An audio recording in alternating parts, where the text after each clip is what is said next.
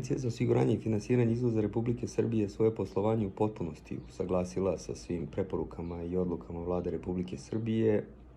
Najveći broj zaposlenih smo poslali na rad od kuće, omogućili smo im neometani rad od kuće i za sada to funkcioniše veoma dobro. Za zaposlene koji dolaze na posao, to je taj minimalni broj neophodan za neometano poslovanje agencije, obezbeđen je prevoz za dolazak i odlazak sa posla, obezbeđene su zaštitna sredstva, maske, rukavice, dezinfekciona sredstva i za sada sve funkcioniše u najboljem mogućem redu. Takođe, pridržavamo se svih preporuka lekara o socijalnom distanciranju, po jedan zaposleni u jednoj kancelariji, tako da mogu da kažem da Agencija za osiguranje i finansiranje izvoza, tj. njeni zaposleni, daju svoj maksimalni doprinos u sprečavanju širenja virusa COVID-19. Što se tiče same agencije, naša funkcija zahteva da se mi upravo u ovakvim situacijama još više angažujemo, što mi trenutno i činimo. U dnevnom smo kontaktu sa našim klijentima koji su izvozno orijentisana preduzeća i koji se trenutno susreću s određenim problemima, počev od smanjene tražnje, preko otežane naplate od svojih inokupaca. U saradnji s Ministarstvom privrede, Ministarstvom finansija i Privrednom komorom, kao što sam već rekao, i sa našim klijentima pokušavamo da pronađemo rešenje koje će pomoći našim izvozno orijentisanim privrednim društvima da što lakše prebrode novonastalu situaciju.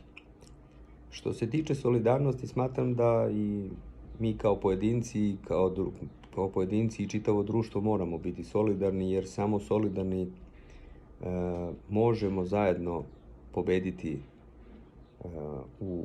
u ovoj utakmici koju trenutno igramo. Naravno, ta solidarnost mora najviše da bude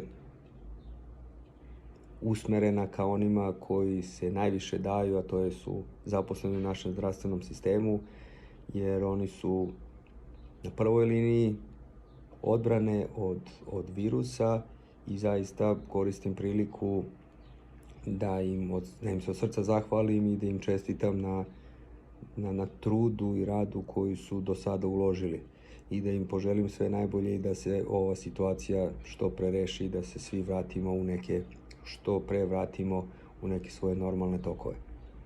Što se tiče slobodnog vremena, koristim slobodno vreme provodeći sa suprugom u stanu, čitamo, gledamo neke serije, jednostavno imamo više vremena za sebe i za neke svoje planove za budućnost. Mislim da ako uzmemo ozbiljnost situacije i ako kažemo da svi moramo da budemo solidarni, mislim da svako od nas to vreme provedeno u kući treba da iskoristi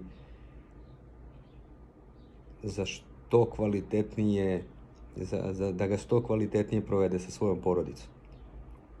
Šta ću prvo raditi nakon ukidanja vanrednog stanja? Pa prvo ću obići roditelje i organizovati neki piknik sa svojim bratancom, bratanicama.